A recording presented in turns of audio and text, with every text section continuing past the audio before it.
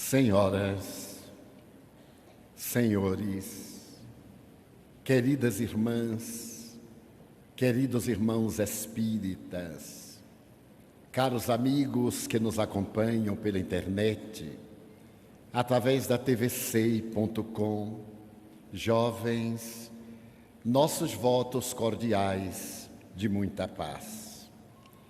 O egrégio codificador da doutrina espírita, Allan Kardec, na obra básica dessa doutrina de consolação, na questão número 775, interrogou as entidades venerandas qual seria para a sociedade o resultado do relaxamento dos laços de família.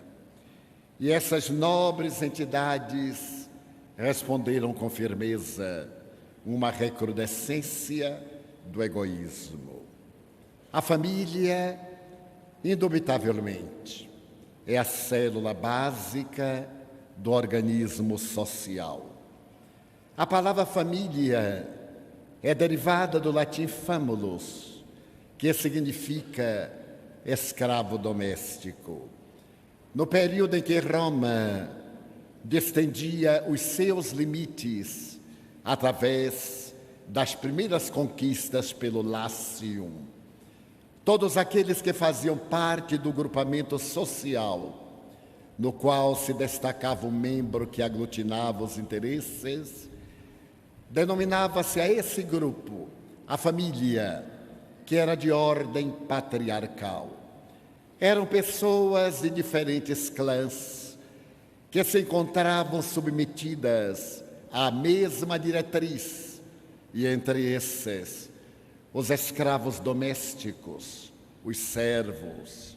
Mais tarde, o direito romano irá reconhecer na família aqueles membros que constituem a progênie e fazem parte do mesmo grupo consanguíneo.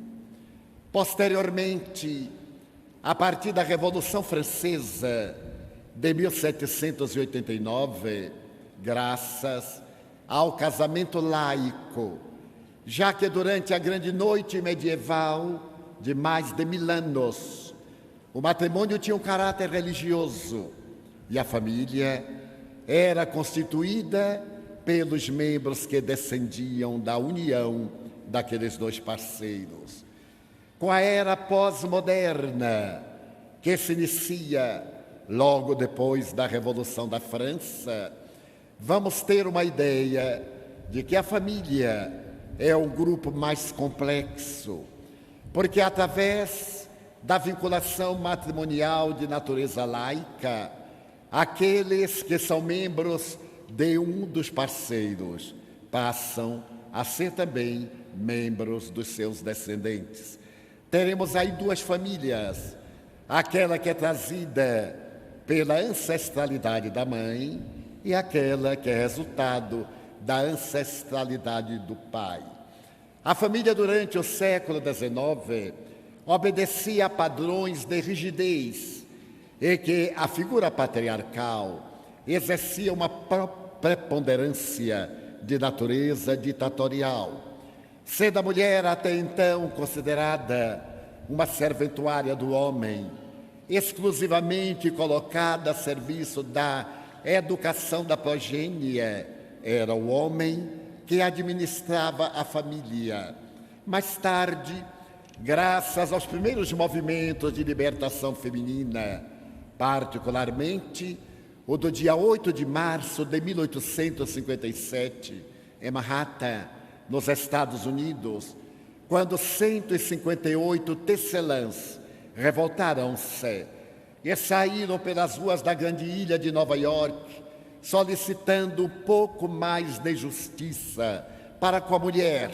10 horas de trabalho era o que pediam, já que as 16 horas de trabalho contínuo e estafante não lhes permitia a mínima oportunidade de zelar pelo patrimônio da família. Essas mulheres que se tornariam mártires foram acossadas pela polícia montada de Nova York e, graças aos patrões arbitrários, elas foram empurradas para uma fábrica vazia, dentro da qual recolheram-se para depois, dominadas pelo terror, observarem que as portas foram trancadas por fora e a fábrica foi devorada pelas labaredas, provocadas pela polícia, morrendo todas elas.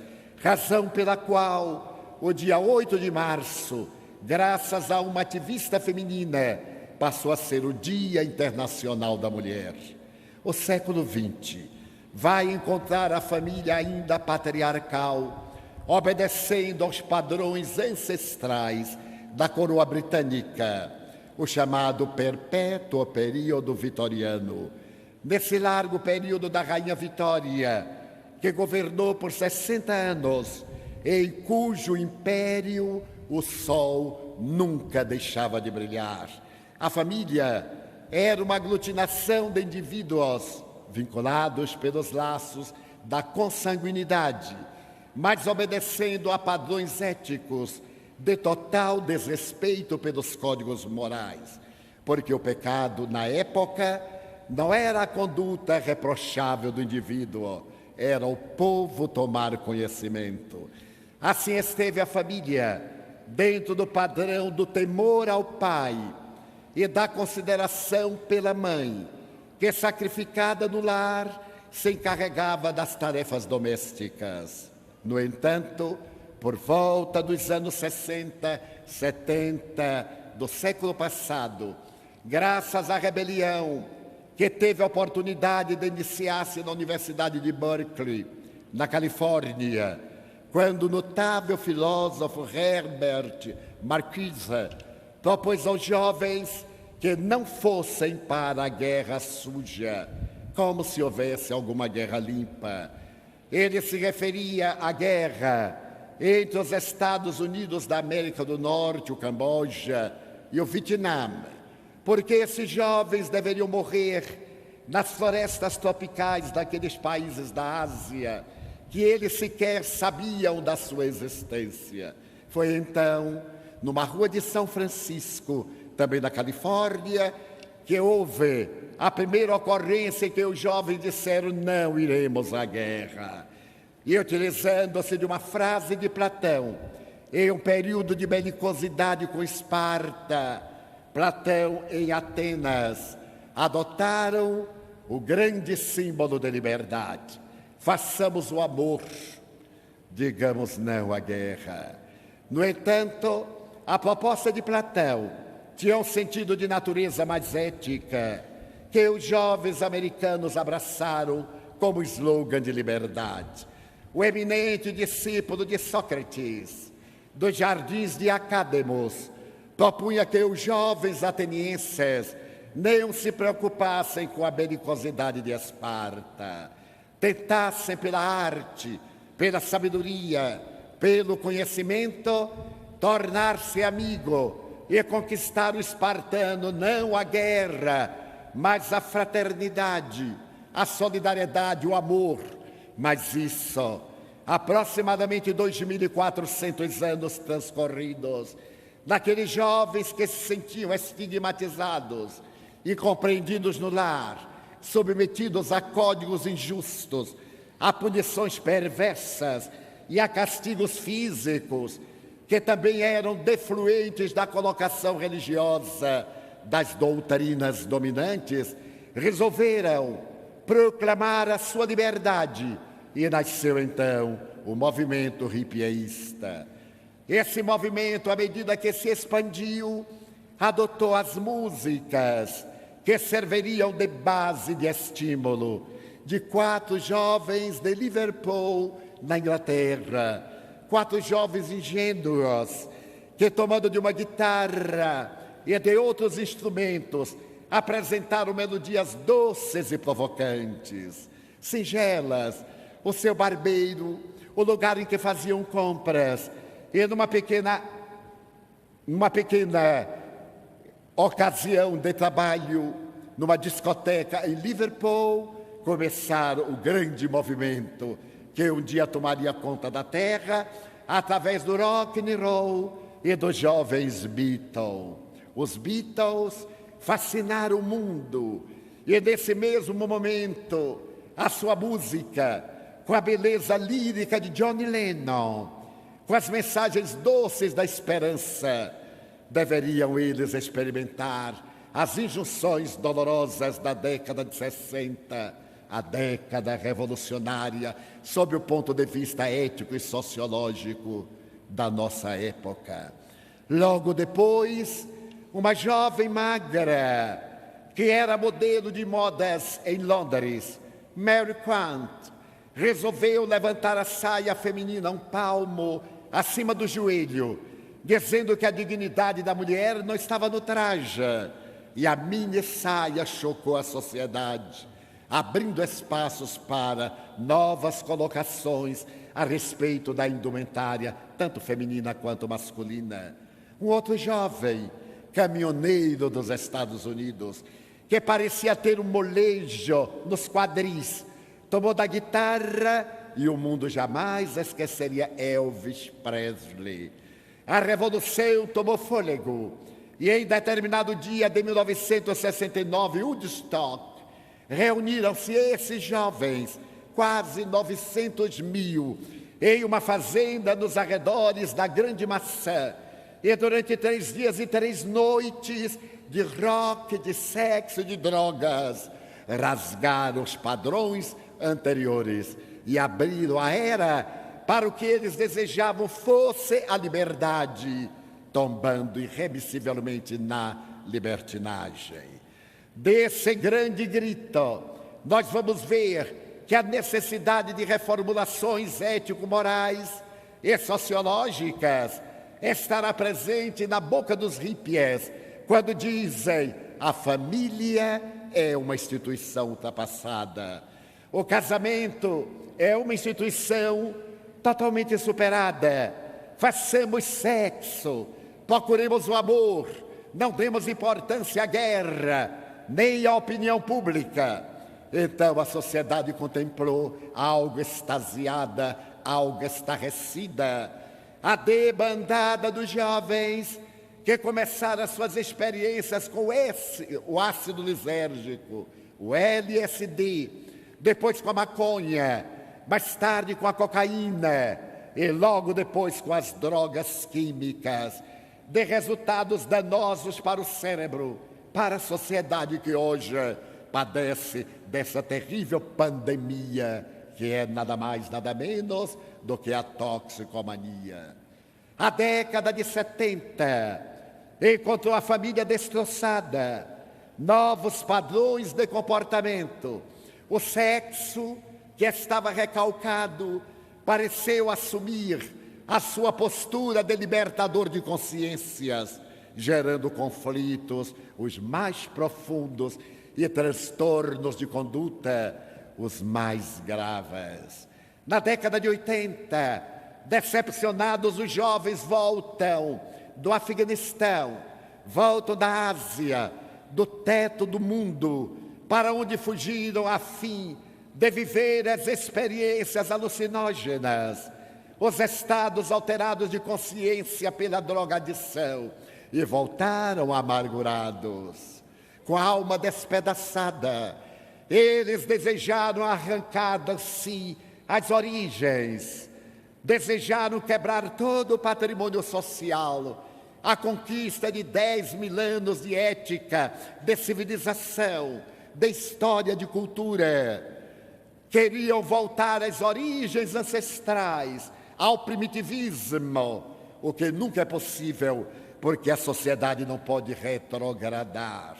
O processo é de processo contínuo, muitas vezes lento, porém jamais de retrocesso de natureza histórica. E nós vimos a representação desse estado em uma película cinematográfica que colocava os jovens sobre uma moto, com roupas de couro negro, óculos Ray-Ban e um capacete, procurando o seu destino, que era o título da obra em português. Sem destino, sair pelo mundo, procurando coisa nenhuma, porque toda conquista de fora não logra preencher as necessidades de dentro. E por consequência, essa década, a de 80 e logo depois a de 90, foi do retorno. Também foram as décadas em que os veteranos da guerra do Vietnã e do Camboja voltaram para casa, dependentes de drogas, como revelou uma película cinematográfica da época, em que os soldados, para matar, eram induzidos pelos seus comandantes a usar cocaína. Então o filme Apocalipse Now trouxe a tragédia do cotidiano dos campos de batalha do Camboja, as experiências terríveis das bombas de napalm, de efeito laranja, e uma fotografia que comoveu o mundo. Em uma aldeia incendiada, umas meninas vietnamitas saem correndo pela estrada. Elas estão em labaredas vivas. Um fotógrafo consegue registrar aquele momento de dor e a foto percorre o mundo e comove a sociedade. Termina a guerra, deixando-nos uma herança macabra, da qual ainda não nos vimos livres. Basta que nos recordemos das grandes ameaças hoje da Coreia do Norte e dos resultados lamentáveis ainda do sudeste da Ásia, para compreendermos o que é a tragédia da guerra, esse monstro que Allan Kardec teve a ocasião de interrogar aos espíritos ainda em O Livro dos Espíritos, na questão 742. Qual a razão da guerra? E as entidades sábias redarguíram: predominância da natureza animal sobre a natureza espiritual do homem e o desbordar das suas paixões. É exatamente esse estado de primarismo que mantemos, que provoca a terrível calamidade exterior, fruto das nossas batalhas íntimas, das nossas picuinhas, das nossas guerras domésticas, da dissolução dos padrões notáveis que dignificavam a família. A família experimentou essa turbulência, mas é inevitável que, passados os modismos, depois que cederam às grandes paixões, a consciência humana procurou buscar um referencial, e esse referencial encontra-se na família, a volta dos valores do matrimônio, porque o casamento ainda é um momento da maior conquista do processo de evolução antropossócio-psicológico, a monogamia, em que o indivíduo dispõe de um parceiro para atender às suas necessidades emocionais, às suas necessidades sexuais, às suas necessidades de relacionamento. E através dessa monogamia que dignifica a criatura humana, é possível experienciar o amor, que se dilatará na prole, que se estenderá em relação aos ancestrais e à posteridade, ensaio psicológico para a família universal.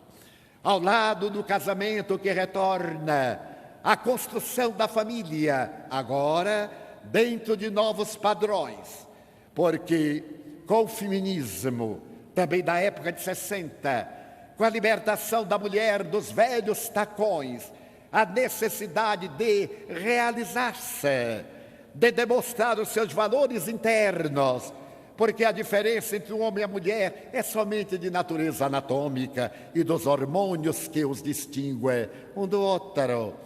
Eis que a família teve que se ajustar a novos padrões de comportamento.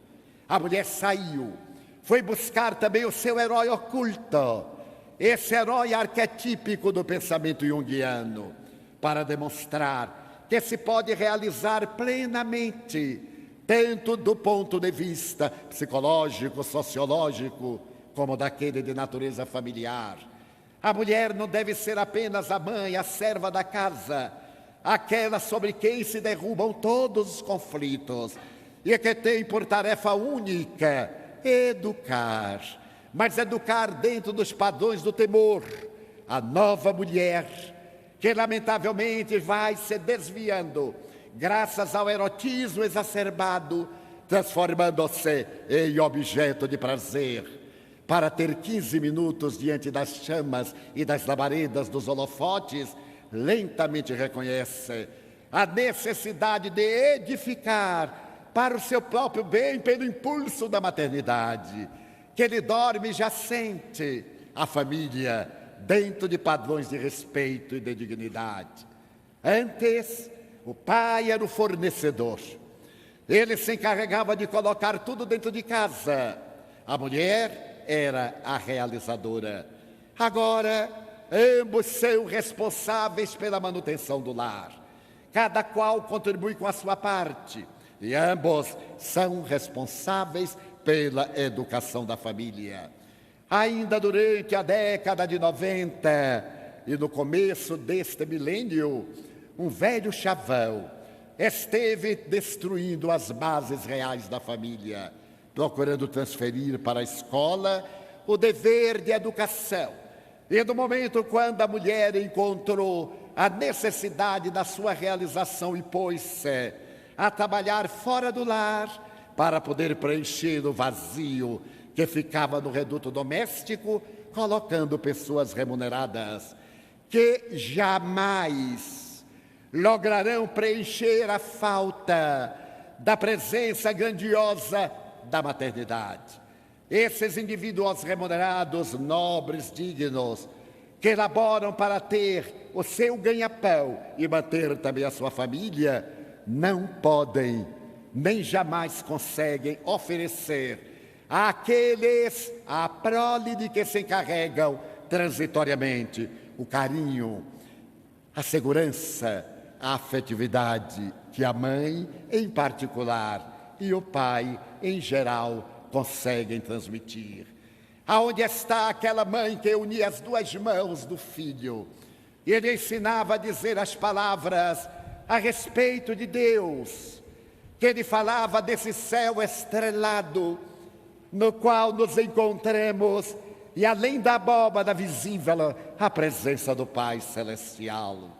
Qual no momento noturno em que a mãe se acercava do berço do filho e muitas vezes colocando entre as pernas ou sobre os joelhos, juntava-lhe as mãos e dizia: repita comigo, Pai nosso que estás nos céus. Naturalmente os tempos modernos roubaram-lhe essa oportunidade que, no entanto, pode ser estabelecida dentro de um programa de tempo e de espaço para os seus deveres sociais, que não podem substituir os deveres domésticos, os deveres do lar. E foi graças também a esse processo que a família, mesmo numa tentativa de reconstrução, mantém-se decomposta, porque os filhos nada mais são do que conhecidos dos pais, não têm a convivência, e os pais, não os conhecendo, sempre estão sendo informados pelos funcionários domésticos, aos quais pagam estipêndios nem sempre justos, o que provoca muitas vezes a fúria desses servidores que descarregam seus conflitos, toda a sua perturbação na figura infantil desprotegida, como a miúdo temos a oportunidade de acompanhar na grande mídia. A família, no entanto, é inspiração divina. Nada substitui o lar. A presença generosa da mãe, mesmo modesta, sem os títulos universitários, consegue produzir na área da educação um dos mais formosos exemplos pedagógicos, que é a lição digna do exemplo. E falo isto com absoluta tranquilidade e experiência, porque a minha mãe era analfabeta. E nem por isso deixou de educar 13 filhos, sendo eu o derradeiro deles, que tive a subida honra de conviver demoradamente com esta mulher mãe, essa esposa ímpar, a irmã dos sofredores, a amiga de todos, que por intuição sabia educar dizendo: o que era certo, o que era errado, embora estagiasse dentro das linhas do intelecto, em nível modesto, mas no alto padrão de nível de consciência, conforme Pedro Auspensky. Então a família chega neste momento a uma encruzilhada. Se não nos voltarmos para a constelação familiar, como denomina com propriedade Joana de Ângeles, numa das suas mais recentes obras, teremos o colapso geral da sociedade e teremos a recrudescência do egoísmo, porque é na família que experienciamos a solidariedade, já que não temos a família que gostaríamos de possuir, mas aquela de que temos necessidade para a evolução. Não foi por outra razão que o ínclito codificador Allan Kardec, em o Evangelho segundo o Espiritismo, no capítulo 14, no item 8, estabeleceu que existem, pois, duas espécies de família. As famílias pelos laços do espírito e as famílias pelos laços da consanguinidade. Aquela família pelos laços do espírito é a constituída por espíritos afins, que já trouxeram de existências pretéritas a empatia, a afetividade, a simpatia e o relacionamento, e que agora se congregam no lar para realizar tarefas nobilitantes a benefício da comunidade. E aquela família que é constituída pela consanguinidade, na qual encontramos os nossos adversários de ontem, a quem maltratamos, a quem atiramos nos abismos da perturbação e do sofrimento, e à mercê de Deus traz-los até nós, para que nesse atrito dos relacionamentos consigamos limar as anfractuosidades morais, treinar tolerância, aprender a respeitar as suas opções, sentir as suas necessidades em um prólogo das nossas experiências diante da sociedade, diante da humanidade feliz. Na minha terra, há um velho chavão que diz: um bom filho será sempre um bom marido, um bom pai, um bom amigo, um bom irmão. Mas isso está dentro da educação que esse filho recebe. A injunção dos tempos modernos, da era da comunicação virtual, tem trazido à família grandes distúrbios, exatamente por causa da ausência dos pais. Antes, a primeira preocupação dos pais era dar brinquedos, os melhores brinquedos, até que chegou a época dos brinquedos eletrônicos. E com eles veio o computador, e dá o computador ao filho, para que através dos jogos ele possa ficar preso no quarto e os pais liberados do compromisso da educação. E acompanhamos agora os grandes desastres que se transformam em transtorno de comportamento graças ao computador. Namora-se por computador, adquirem-se todos os objetos e suprem-se todas as necessidades através do computador.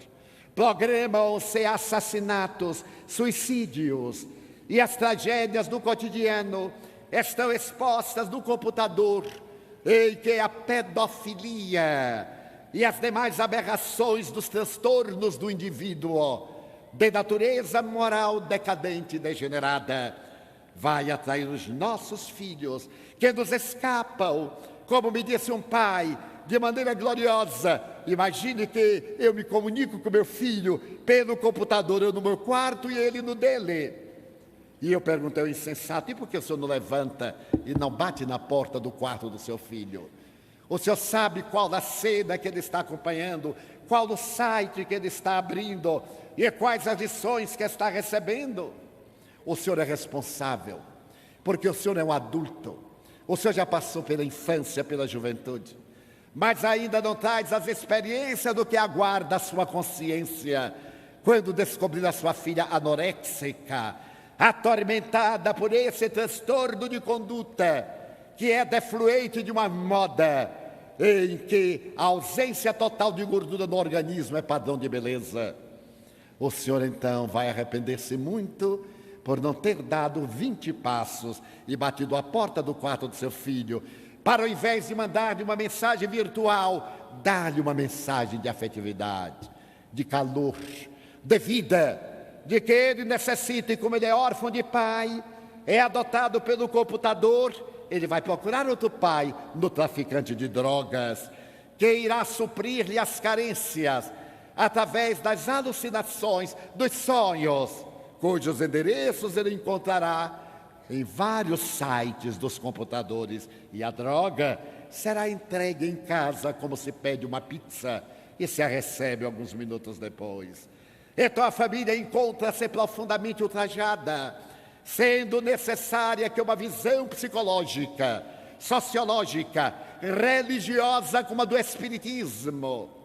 Por que a do Espiritismo? Por ser uma doutrina de lógica e de razão, por não levar o indivíduo ao fanatismo, por apresentar-lhe a realidade do que ele é, demonstrando que a sua felicidade depende exclusivamente dele, assim como a sua desdita, que ele foi criado por Deus simples e ignorante, desenvolvendo essa chama interna através das experiências da reencarnação, adquirindo complexidades de natureza moral, intelectual, artística pelas várias aptidões.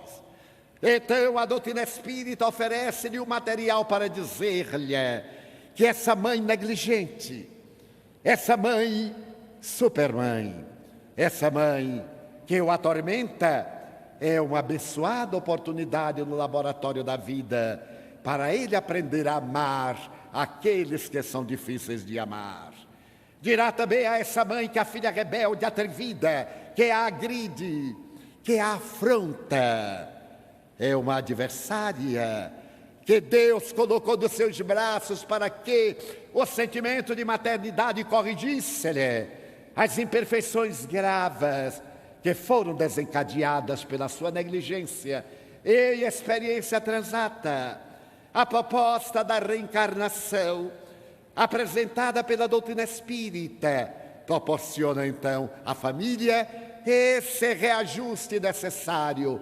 E através da proposta do estudo do Evangelho no lar, uma vez por semana, entre 20 minutos e meia hora, consolida a estrutura dos laços familiares, quando se cessam todas as atividades para pensar-se na vida em abundância, na vida verdadeira, na vida espiritual. Muitas vezes surpreendo-me com alguns pais que são frequentadores de casa espírita, mas ainda não são espíritas. Entraram no movimento espírita, mas não se espiritizaram, que evitam falar de espiritismo a seus filhos, porque eles não têm capacidade para entender. Parece risão. Filhos que entendem de computação a partir dos 3 anos, dos pequeninos que aos 2 anos já estão na tecla do computador, não têm capacidade de entender a doutrina, ou será a falência dos pais que não sabem como ministrar a doutrina, e outros que se recusam a levar os filhos às atividades da evangelização espírita infanto-juvenil, porque elas ocorrem aos domingos. E muitos deles me têm dito: mas Divaldo, como eu vou trazer meu filho domingo, é o dia da praia? Eu sei que isto é uma maneira de elevadice da responsabilidade. Como a me dizer, domingo é o dia que eu durmo até mais tarde. Para levar o filho, ele terá que levantar-se mais cedo. E há um desses que me disse: domingo pela manhã, o meu menino vai à praia. Você não podia fazer evangelização todo dia? Eu digo: posso sim. Domingo à tarde. Ah, mas domingo à tarde é a matinê. Eu digo: posso, domingo à noite. Ah, mas domingo à noite ele precisa deitar-se mais cedo. Eu digo: posso, segunda-feira pela madrugada. Na hora que o senhor me arranjar, eu aceito. Eram escusas para ele não levar o filho à evangelização, porque ele não acredita na excelência da doutrina que professa. Muitos pais me perguntam: mas é necessário apresentar o Espiritismo aos meus filhos? Eu digo: é uma questão de observação lógica do Senhor, que é que lhes ministra as melhores lições de dignidade? Sou eu. Quem é que lhes dá a melhor indumentária? Sou eu. Quem lhes dá a alimentação mais saudável? Sou eu. Quem seleciona os amigos, a escola, o clube? Sou eu. Por que na hora da religião não é o Senhor que seleciona?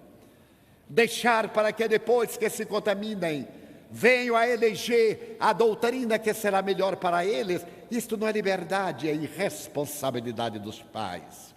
Porque ser genitor é assumir uma responsabilidade muito alta perante a consciência cósmica, seja genitor masculino, seja genitor feminino.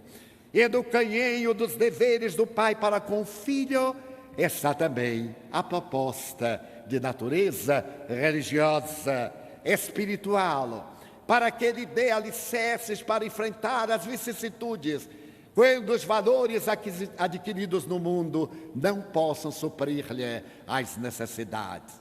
Então o Espiritismo dispõe de equipamentos salutares. Esse encontro doméstico, uma vez por semana. Qual é a família, convenhamos, que durante uma semana não dispõe de 30 minutos para pensar em Deus, para conjecturar a respeito de Deus, para preparar a sua prole no caminho de Deus, para poder conhecer os problemas, já que noutra hora não tem tempo. Então, durante o momento do estudo do Evangelho no lar, ao fazer a interpretação do texto, cada quem abre sua alma. É o filho que fala do conflito, é o pai que observa a mudança de comportamento, é a mãe que pergunta à menina, e então, o namoradinho, como vamos? Este é o momento em que os corações fundem-se em um só sentimento de compreensão e de harmonia, coroados pela presença sublime de Jesus Cristo, através dos seus mensageiros, porque Ele prometeu, quando 2 ou 3 se reunirem em meu nome, eu estarei entre eles. E alguma das suas promessas jamais deixou de ser cumprida. Então essa é a família que estaremos desenhando para o futuro, a família de pais que não se devem preocupar em dar presentes, mas a família cujos pais devem ter a preocupação de estar presentes. É muito fácil dar presente, mas é muito difícil fazer-se presente. Mandamos presente pela internet, pelo telefone, mas para nos fazermos presentes é necessário que haja um vínculo de amor, e que esse vínculo de amor, quando nos fazemos presentes, tenha um caráter profundamente educativo. As novas mentalidades têm procurado transferir para a escola a tarefa da educação, e vemos hoje um desastre na área pedagógica. No mundo, na Alemanha, os alunos esbofeteiam os professores. Na Espanha, no mês de outubro, houve uma greve geral, porque os alunos agrediam os mestres. Em Portugal, idem. Nos Estados Unidos, colocaram na entrada de muitas escolas detectores de metais, porque os alunos iam armados para matar os professores, para matar os colegas. E temos visto a tragédia dos criminosos seriais, adolescentes de 12 a 16 anos, cometendo crimes hediondos, por causa das famílias desestruturadas, porque não recebem educação no lar. A escola tem por dever instruir, é a sua primeira missão, e naturalmente educar através do exemplo dos professores.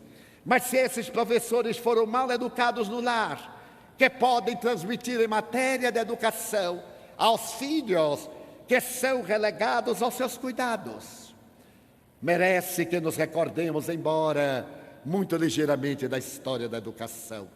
Foi em Creta, no século VII a.C., que a educação no Ocidente passou a ter características mais formais.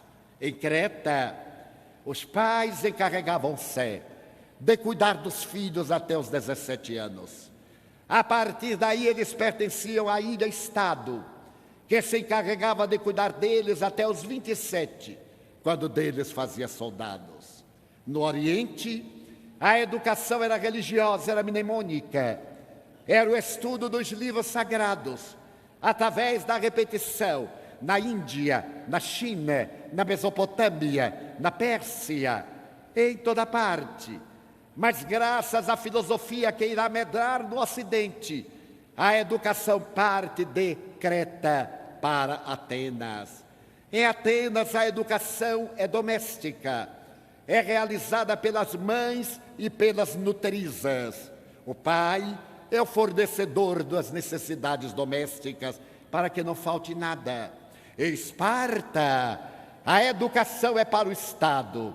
A grande guerreira que é Esparta necessita de filhos fortes e poderosos.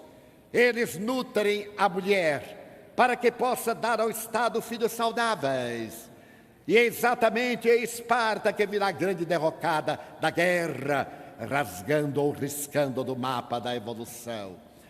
A educação, então, transfere-se para Roma.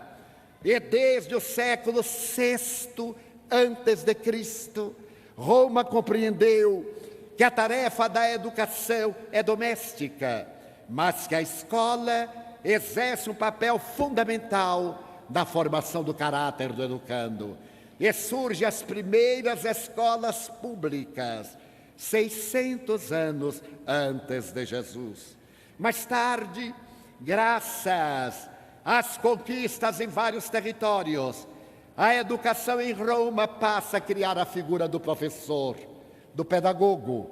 Quando filósofos, intelectuais de outros países caem nas garras do Império Romano e são trazidos para servos, para fámulos, e se tornam educadores, exercendo a tarefa no lugar e ao lado dos pais. É a primeira vez que a educação se transfere da realidade paterno-maternal para aqueles indivíduos que serão os futuros pedagogos. Posteriormente, no período de Adriano, a educação pública em Roma será generalizada. Ela se espalhará por todo o império como fundamental para a formação da cidadania. Então nós vemos o surgimento do cristianismo, e com o surgimento da doutrina, Jesus é o grande educador, é a figura máxima. Ele transforma a natureza numa cátedra, e ali na cátedra da natureza, ele apresenta no amor a mais eficiente metodologia educacional. Eu venho para que tenhais vida, e vida em abundância. É numa montanha que ele canta a sinfonia inacabada das bem-aventuranças, que reverte os códigos de ética, os valores sociais, e apresenta a sua doutrina. Herói não é aquele que mata, é aquele que se sacrifica no holocausto para que outro viva. Vencedor não é aquele que tripudia sobre o tombado, é aquele que vence as suas paixões, a sua tendência primária, o seu caráter venal. Com Jesus aprendemos das bem-aventuranças, que é o pobre em espírito, que consegue o reino de Deus, a plenitude, a paz. E esse educador extraordinário, quando um dia recebe a visita de um jovem que lhe diz: bom mestre, a ninguém chames de bom, porque bom somente é o Pai. Mestre, sim, eu sou. Esse mestre incomparável ofereceu-nos uma visão pedagógica que ainda não logremos realizar na sua plenitude.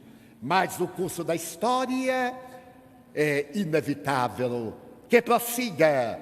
Existia a velha escola, o Museu de Alexandria, fundada pelos Ptolomeus, e dali nasce a escola neoplatônica, que deu para o cristianismo primitivo aquele grupo de homens e mulheres extraordinários, denominados a patrística.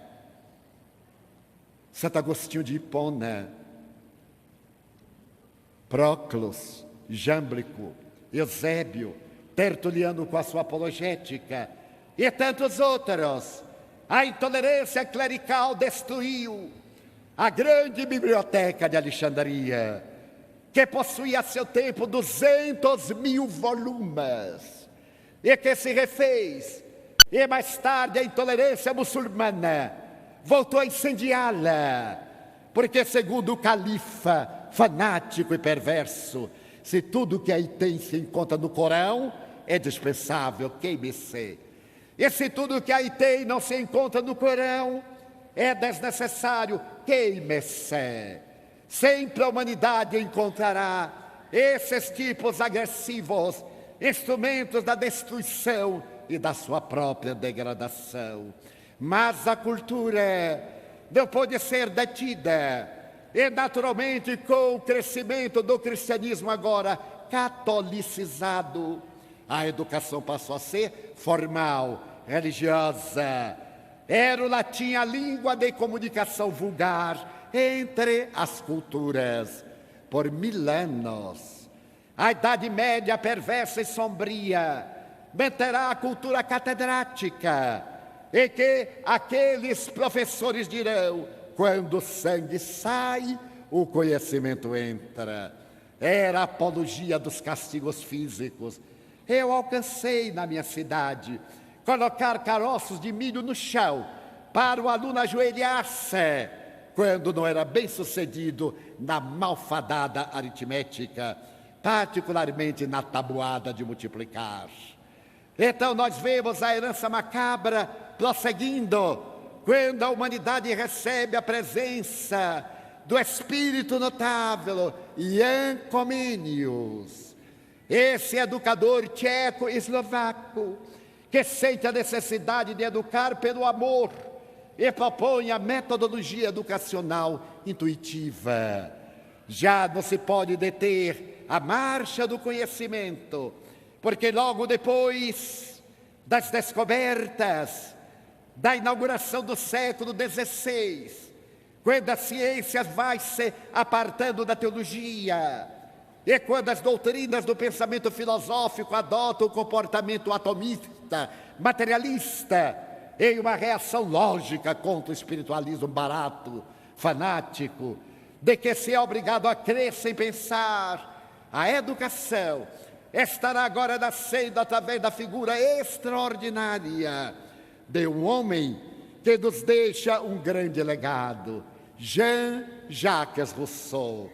No seu do contrato social, Rousseau sonha com uma educação que ele ressuscita de Comenius.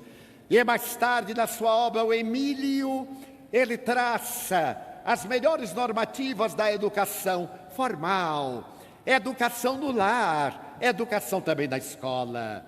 A proposta extraordinária de Rousseau coroa o grande esforço dos séculos anteriores, quando a reforma protestante teve a oportunidade de colocar em Württemberg a necessidade de escolas em todas as aldeias e a aprendizagem do idioma vulgar, o idioma nacional, porque predominava o latim. E naturalmente eram os teólogos que pensavam pelas criaturas. Era uma situação tão aberrante que o monge augustiniano Martinho Lutero, que era monge, nunca havia lido o Evangelho. Ele era doutrinado pela teologia vigente, até o dia que ele encontra o pequenino livro de capa preta e lê, e constata a diferença imensa entre as narrações dos evangelistas e as propostas teológicas vigentes. A intolerância torna-se mais perversa, e quando ele protesta em Worms, dando lugar ao surgimento da reforma, logo pensa na educação e estabelece a necessidade da educação como base para um bom estudo da Bíblia e uma boa vivência dos postulados cristãos. Mas depois da contribuição valiosa de Jean-Jacques Rousseau, a Revolução Francesa liberta o pensamento, vai contra a teologia, a dominação religiosa e peca pelos seus excessos. É nesse período que o século XIX está agora abençoado com a presença luminosa de Henrique Pestalozzi, o notável educador suíço.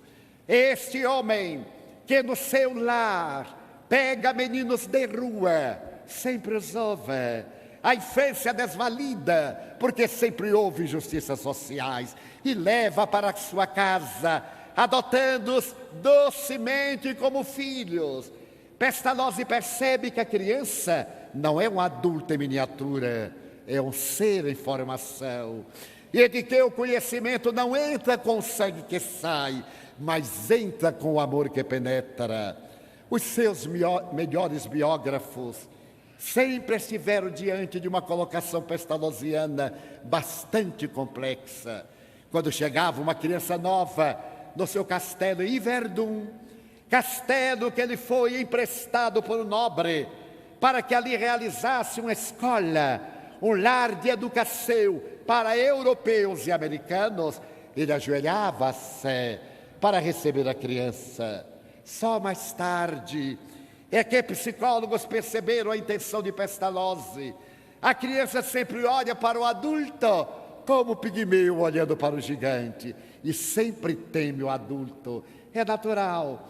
Às vezes eu acho graça quando algumas mães veem com uma criança temida, assim, seu Edivaldo, ela está querendo lhe conhecer, e a criança dá-me as costas e não quero. A mãe é que quer que a criança me conheça. Ela vê então aqui este Golias terrível e dá-me as suas costas. E a mãe insiste, eu digo, não, mas ela já conhece, já nos conhecemos de outra reencarnação. Mais tarde ela se vai recordar. Pestalozzi, quando se ajoelhava, olhava a criança nos olhos, realizava uma horizontal. A criança sentia-se no seu mesmo nível, não olhava de baixo para cima, estava diante de outra criança e o amor fazia-se-lhe natural.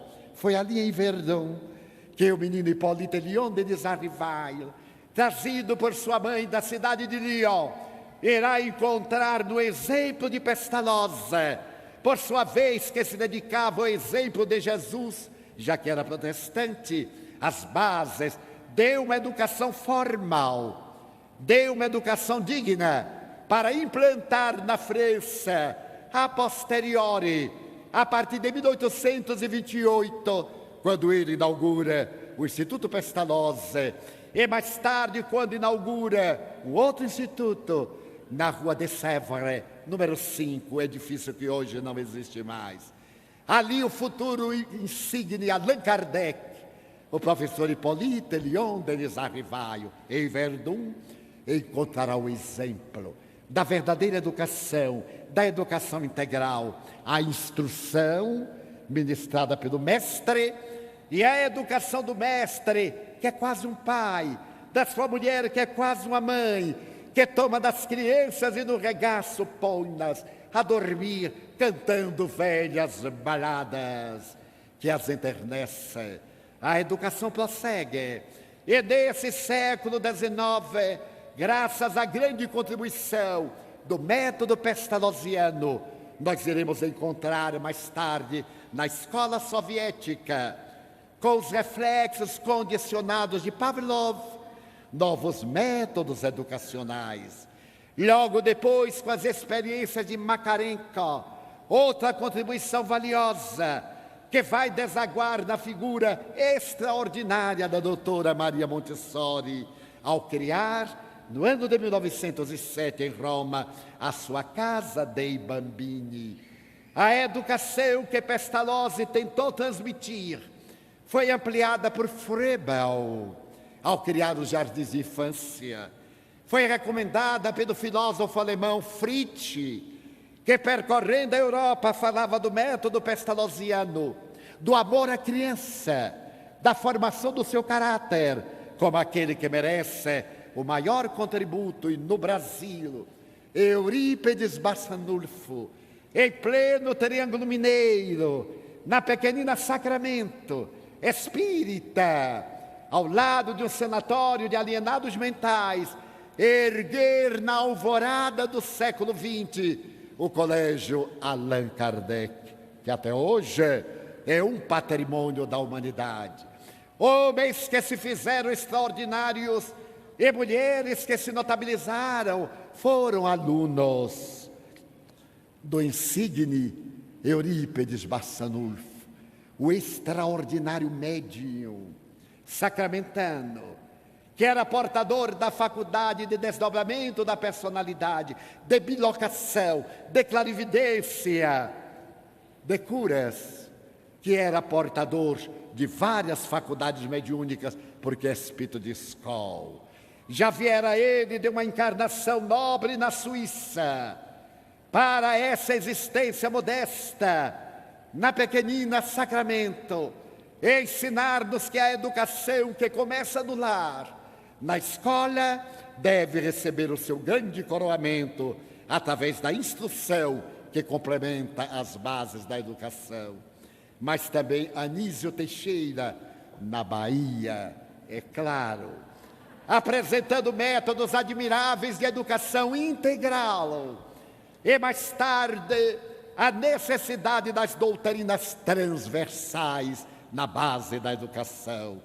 A educação cresce, mas a humanidade está no caos, quando no fim do século XX, Jacques Delors é convidado para fazer uma análise dos problemas da educação e apresenta o seu relatório, que se tornou célebre a solicitação da Unesco, quanto aos postulados básicos da educação, que Sandra Borba, com muita propriedade no seu livro e nos seus comentários, apresenta-nos nesta arte sublime de 4 postulados apenas, e que mais tarde, outro extraordinário pedagogo francês, Edgar Morin, irá apresentar em 7 itens, que ainda não estão sendo aplicados pela metodologia pedagógica da atualidade.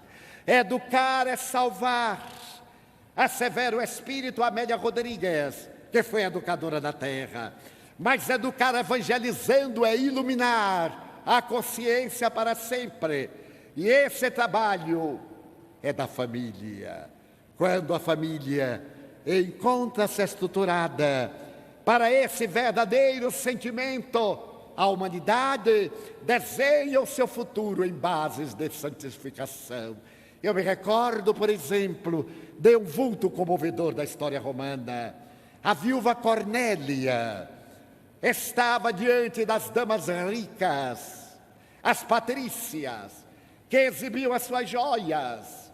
E Cornélia, que era uma viúva de ascendentes muito nobres, porém sem pecúlia, de repente uma daquelas frívolas perguntou-lhe: então, Cornélia, quais são as tuas joias? E ela abraçou os 2 filhos. Eis aqui as minhas joias. Eram 2 meninos que se tornaram tão importantes no Império Romano, que ainda hoje, perto do Coliseu, há em Roma uma estátua de Cornélia, a mãe dos Gracos, como sendo exemplo da mãe de Roma e do grande império pela educação que Cornélia soube dar desde o berço aos seus 2 filhos órfãos. Mas gostaria de expressar as minhas emoções em uma página da vida real, demonstrando a grandeza da maternidade, em particular, do carinho materno em especial, em uma história real que me permitirei contar ao sabor da minha própria emotividade. Tratava-se de uma carta encaminhada a um escritório de detetives particulares de Nova York. E o detetive, que era o proprietário da empresa, naquela época, na década 30, 40, ao receber a carta foi tomado de surpresa. Era uma carta muito peculiar. A carta dizia mais ou menos assim: eu desejo que o senhor me encontre Cláudia. Eu sou um homem muito rico e estou mandando-lhe um cheque. assinado em branco com limite de $20.000 naquela época. Gostaria que o senhor me encontrasse Cláudia. Explico-lhe por quê. Eu sou casado com uma mulher admirável e posso dizer que encontrei o tesouro e a felicidade, mas sempre notei em minha mulher uma nota de angústia, a presença da tristeza que eu nunca pude dissipar de todo. Só recentemente, após 15 anos de casados, é que ela me revelou que a sua melancolia era por causa de uma filha que ela deixou no orfanato. Estava viúva, atravessava um período de muitas dificuldades e colocou a filha no orfanato. A sua menina era loura, de olhos azuis, contava 3 anos. E ela não se pode perdoar pela última frase que disse: Cláudia, minha filha, eu voltarei. E ela sabia que não ia voltar mais nunca. Então isso transformou-se-lhe num cravo aplicado na consciência. E apesar de eu proporcionar à minha mulher toda a felicidade, ela ser feliz sobre um aspecto, sobre outro, ela é profundamente triste, porque não sabe o que aconteceu à sua filha. Ela, sendo agora feliz e rica, ela recorda-se o que terá acontecido com Cláudia. O senhor poderá encontrar-me Cláudia. Aí segue o meu endereço. O senhor pode contar comigo para o que quiser. Ora bem, quando eu li, escreveu o repórter, essa carta cheia de disparate. Como é que eu ia encontrar uma menina de nome Cláudia, que agora, pelos cálculos, deveria estar entre 17 e 19 anos, que era loura? E ele dizia, ela se lembra que Cláudia gostava de cantar. Ora bem, afinal, como encontrar nos Estados Unidos uma moça de 18 para 20 anos, de nome Cláudia? Com esses dados, peguei o papel, amassei-o e atirei-o na cesta de lixo. Mas desde o primeiro momento, Cláudia me encantou.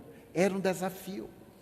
Eu recorri à cesta, abri o papel, passei-o a ferro e disse, bem, uma hora dessa eu pensarei em Cláudia. Ele dizia, ela foi deixada no orfanato de Nova York. Ora bem, numa casa de órfãos, não dei importância. Mas não pude dormir. Coisa peculiar. No fim de semana, eu resolvi dedicar-me naquele sábado a Cláudia.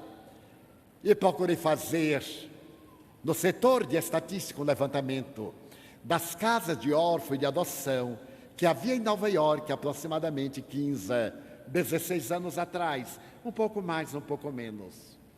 Depois de uma semana, eu tive uma grande surpresa. O número de casas era tão grande naquela época, algumas das quais já não existiam mais, que eu não teria como informar-me a respeito de Cláudia.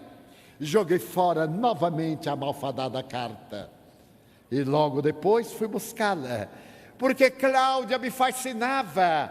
Era um desafio profissional e era também um desafio emocional. Então eu tive uma ideia. Eu dividi Manhattan em 4 pontos. Cada fim de semana eu iria àquelas casas de órfãos em determinado setor, mas isso não deu certo. Cláudia começou a perturbar-me. E onde quer que eu chegava, eu procurava saber notícias, tinha logo a porta fechada. Era proibido por lei dar qualquer informação a respeito de alguma criança órfã que haja sido adotada. Qual é o pai, a mãe adotivos, que irão ficar contentes em saber que o seu adotado tem alguém que se está interessando por eles para destruir o trabalho de toda uma vida? Era uma tarefa impossível. Fiquei desanimado, mas parecia que uma voz interior dizia-me, procure Cláudia. Dentro da minha agenda referta de compromissos, eu continuei hoje, amanhã, depois visitando lares de adoção. Já estava a desistir quando o nome de uma instituição me chamou a atenção. Ela ficava na periferia, numa área fora dos limites urbanos, uma área muito bela, de árvores frondosas. E eu disse de mim para comigo que seria a última que eu visitaria. Assim eu fiz. Quando lá cheguei, toquei a campainha. De lá de dentro da casa, via um odor de bolo de fubá, que estava sendo preparado no forno. Logo, eu me lembrei da minha casa, a minha mãe preparando aquele bolo dominical. E uma senhora veio enxugando as mãos no seu avental, daquelas mulheres que nasceram para ser mães, jovial, com óculos. Perguntou-me quem me poderia ser útil.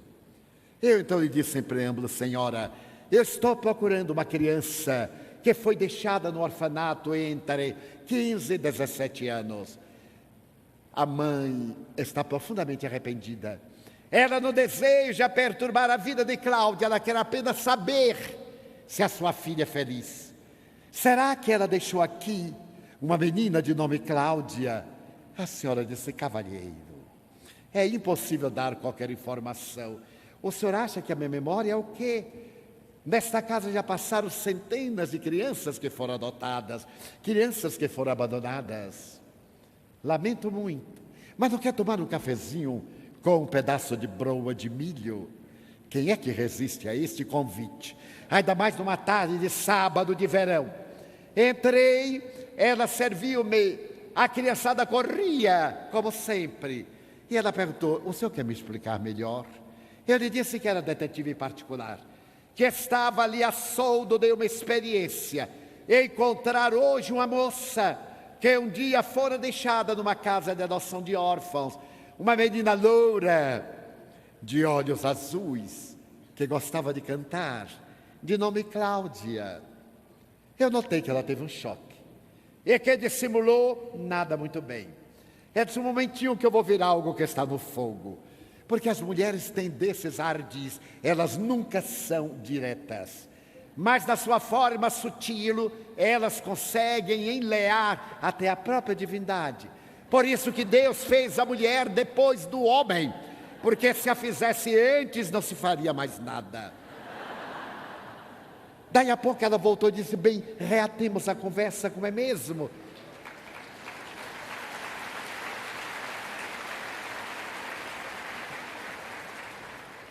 Quase todos concordaram. Então eu disse: Cláudia era uma menina linda. Na hora em que a mãe se despediu, disse-lhe: minha filha, eu voltarei. A senhora disse: não lembro, é tão difícil. Mas eu vou olhar os arquivos. Diga-me a data mais ou menos. Eu disse. Quando ela voltou, estava corada, a emoção. Então ela disse: oh, que pena. Mas por aqui, ao longo desses anos, passaram 4 meninas Cláudia, mais ou menos nessa época. Uma delas foi para o Arkansas, a outra foi adotada por uma família da Califórnia, a outra foi para a Flórida, a outra para Nova York. Será que eu ajudei o senhor alguma coisa? Ajudou bastante. Agora eu só terei 4 estados para examinar. Saí dali animado, e quando eu me voltei para trás, ela sorriu matreira: se encontrar Cláudia, dê-lhe um beijo. Diga-lhe: eu me lembro de Cláudia. Talvez não seja só a Cláudia, mas eu me lembro das minhas Cláudias. Eu então recorri ao serviço de estatística. Quantas Cláudias havia nos Estados Unidos? E quando eu recebi o resultado, fiquei estarrecido. Então resolvi descobrir quantas havia nos 4 estados. Continuei estarrecido e disse: adeus, Cláudia, é totalmente impossível. E abandonei Cláudia, mas Cláudia não me abandonou. E eu fiquei inquieto, e certo dia, havia se passado o período de 3 meses, Eu tive um insight. Se Cláudia gostava de cantar na infância, provavelmente pode ter se tornado cantora. Era uma hipótese. Ele resolveu escrever para a Organização dos Músicos e Cantores dos Estados Unidos. E pedia notícias se por acaso havia alguma cantora de nome Cláudia, nessa faixa de idade, que fosse loura e que tivesse olhos azuis. E quando ele recebeu mais tarde o resultado, por pouco não teve um colapso cardíaco.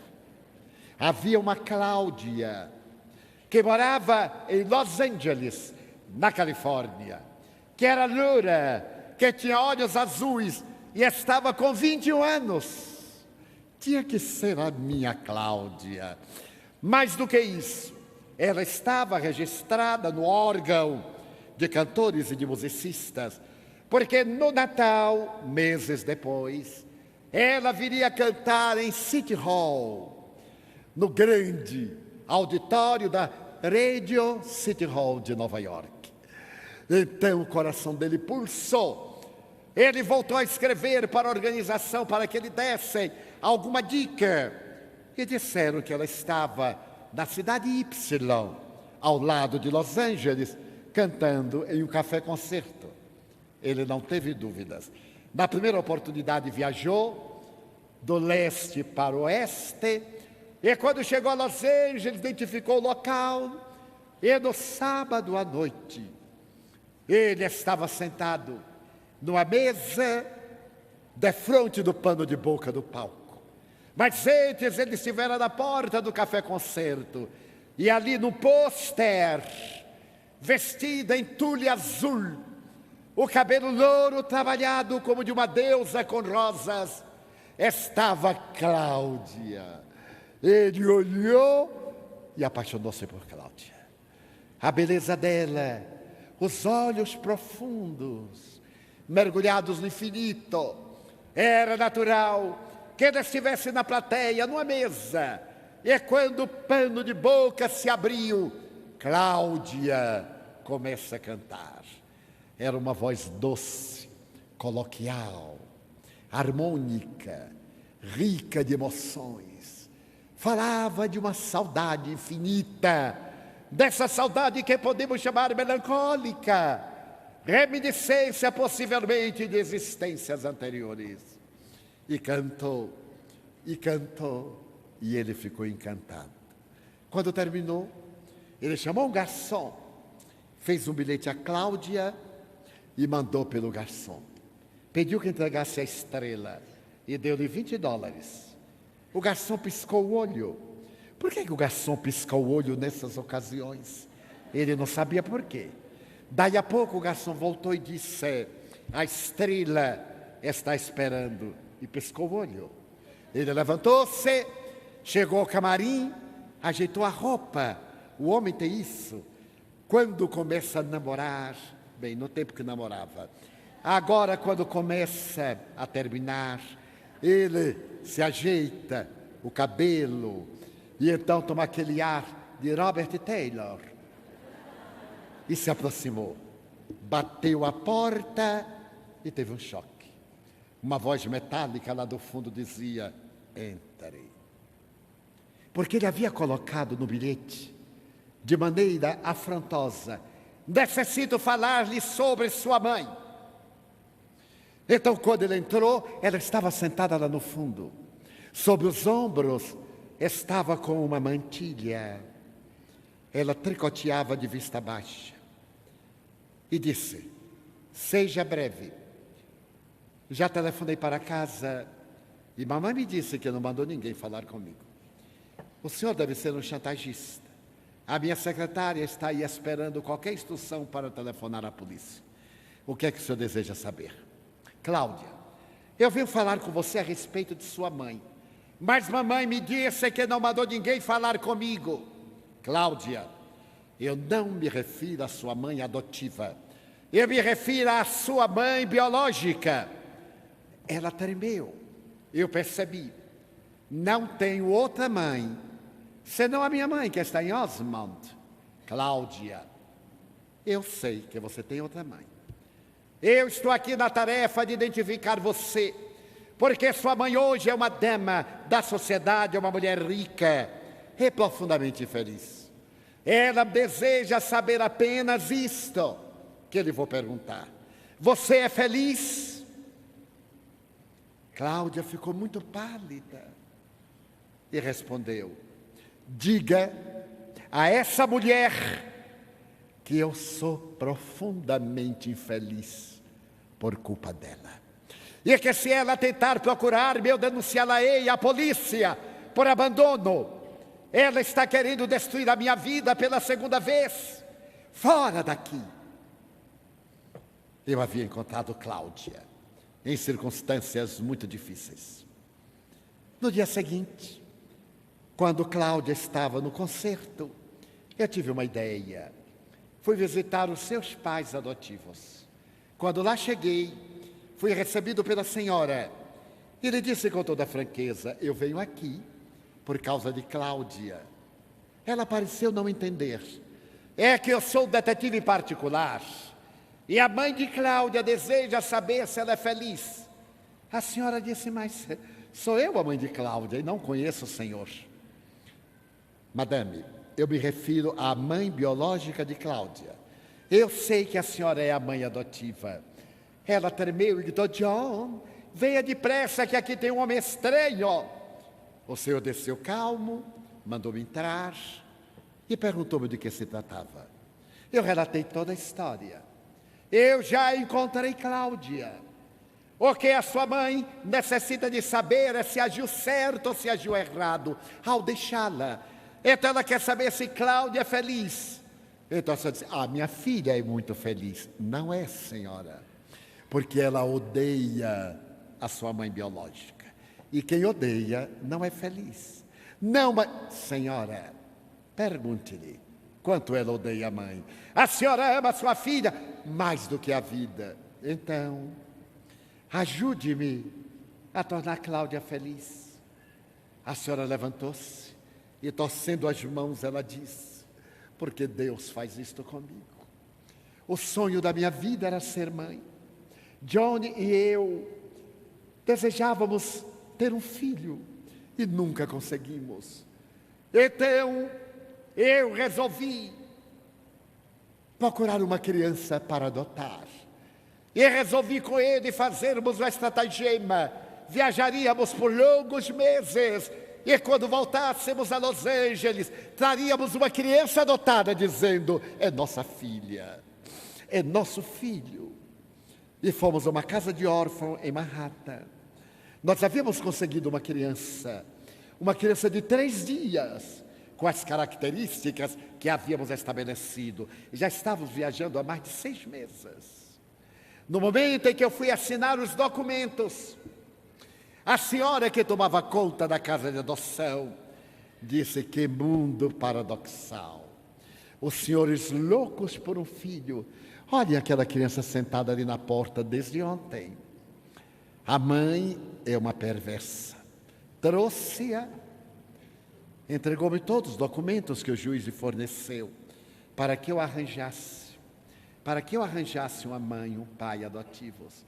E pior do cinismo, eu vou voltar.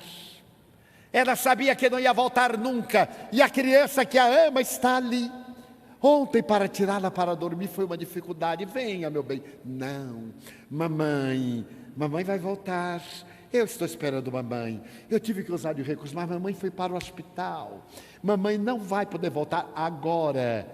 Venha dormir, alimente-se, porque mamãe, quando ficar boa, ela virá lhe buscar. Que mundo perverso, não é mesmo? Então eu me levantei feliz, porque agora eu ia ser mãe.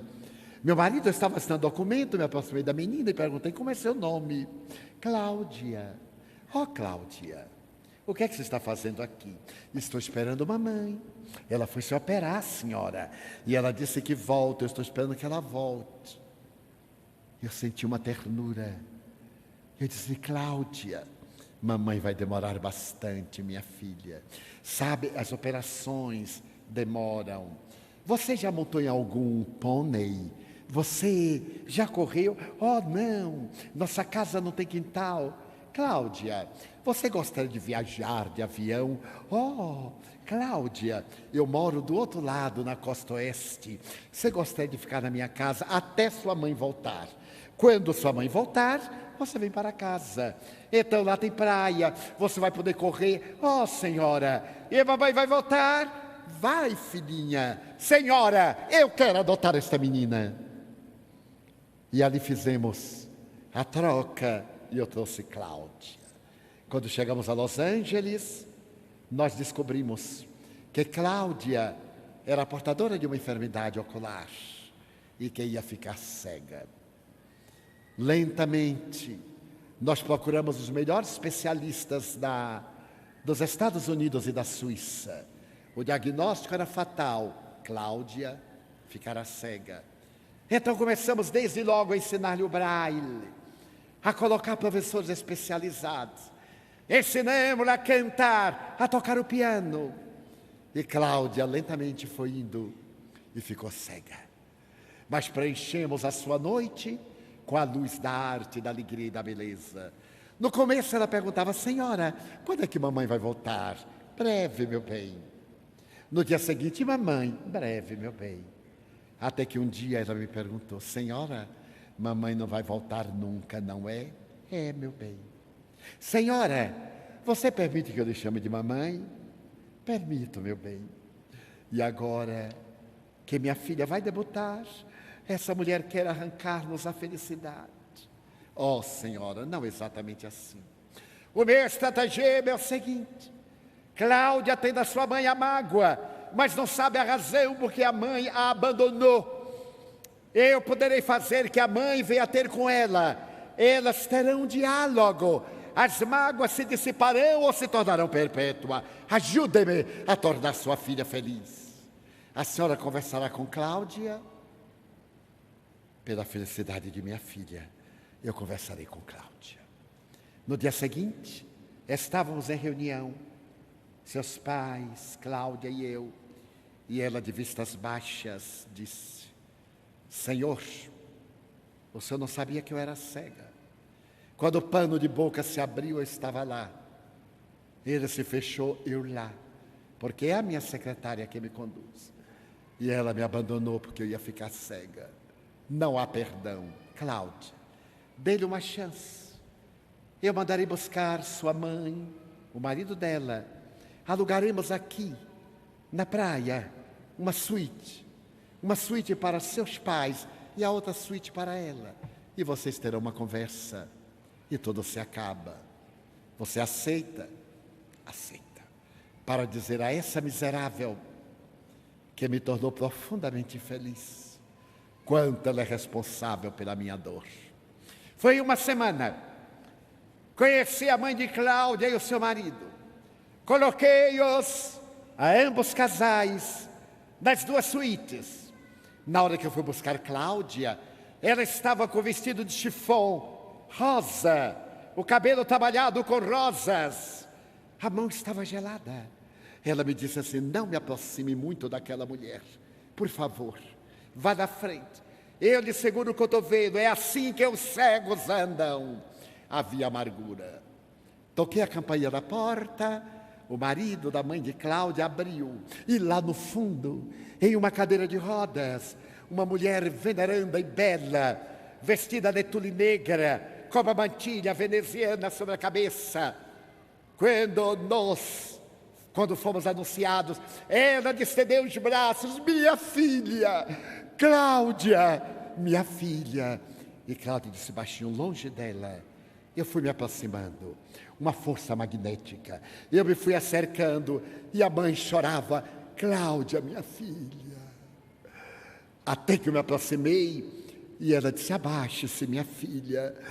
E tocou no rosto de Cláudia e perguntou: minha filha, você é feliz?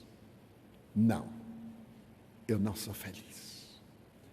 Cláudia, você me perdoou? Não, eu não perdoei você. Já que você me fez duas perguntas, eu posso fazer-lhe uma? Faça, minha filha. Quando você me abandonou, você sabia que eu ia ficar cega? Sabia, minha filha.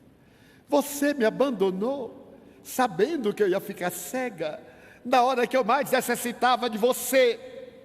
Não, minha filha, não é assim. É que eu estava na mendicância. Você necessitava de tratamentos médicos muito caros. Eu não abandonei você, minha filha. Eu matei-me. Naquela hora em que eu lhe deixei ali na casa e disse, eu voltarei, sabendo que não voltaria nunca. Eu morri naquela hora, minha filha. Sabe por que eu abandonei você? Nós tínhamos saído do oftalmologista. Ele lhe havia examinado e disse, senhora, você tem obrigação de dar Cláudia para uma família rica, que possa cuidar dos olhos dela numa possibilidade remota de que ela venha a sarar. Então, minha filha, eu lhe entreguei a Deus, porque o médico me pegou as mãos e disse, senhora, ela vai ficar cega, mas você também, porque a doença dela é hereditária, e você já está quase sem enxergar nada. Minha filha, eu sou cega. Eu entreguei você, porque eu estava cega. Éramos duas cegas que íamos esmorear. Perdoe-me, Cláudia. Então Cláudia perguntou, você é cega? Sou, minha filha. Logo depois que eu a deixei, o destino é tão cheio de surpresas. Eu encontrei este homem que me amou, um homem rico. O arrependimento de eu não ter esperado um pouco, Cláudia. Perdoe-me, minha filha. Eu não a perturbarei nunca mais. Mamãe, mas eu a amo. Eu não a odeio, mamãe. Era saudade. Era saudade de você, mamãe. Então Cláudia disse-me, Senhor, chame mamãe e papai, para que eles conheçam minha mãe. E então eu vi a cena mais inolvidável. Mamãe, esta é minha mãe. Minha mãe, este é o meu pai. E os quatro se abraçaram. Eu saí. Estamos em dezembro. 31 de dezembro. A Radio City of New York está com o auditório repleto. Abre-se o pano de boca, depois que as coristas perfeitas realizam seu número. Cláudia está em pé. Lá longe, numa frisa, estão os pais de Cláudia, sua mãe e seu marido, e eu. Então Cláudia começa a cantar All Men River, de Al Johnson, a canção do velho rio Mississippi. O auditório se comove quando então ela para e agora no vestido da tonalidade da neve, ela começa a cantar White Christmas, Natal branco, as lágrimas escorrem. Quando terminou o espetáculo, Cláudia foi pedida em casamento por mim. Casei-me com Cláudia. A família de Cláudia foi restituída, porque o amor que ela havia transformado em ressentimento, porque a mãe a tinha abandonado, converteu-se numa grande bênção, porque a mãe jamais a abandonou. A família é o elo de união, em cujo reduto doméstico construímos uma humanidade feliz.